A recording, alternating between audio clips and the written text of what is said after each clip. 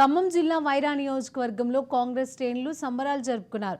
CM Revanth Reddy రైతులకు 2 లక్షల రూపాయల రుణమాఫీ ప్రకటించడంతో పట్ల హర్షం వ్యక్తం చేసిన శ్రేణులు సీఎం డిప్యూటీ సీఎంల చిత్రపటానికి పాలాభిషేకం చేశారు. ఈ కార్యక్రమంలో పాల్గొన్న వైరా ఎమ్మెల్యే రామ్దాస్ నాయక్, జిల్లా పార్టీ అధ్యక్షుడు పువ్వాల దుర్గాప్రసాద్ రైతుల అప్పులను ఏకకాలంలో మాఫీ చేయడానికి ఇందిరమ్మ రాజ్య స్థాపన ఏర్పడిందని అన్నారు.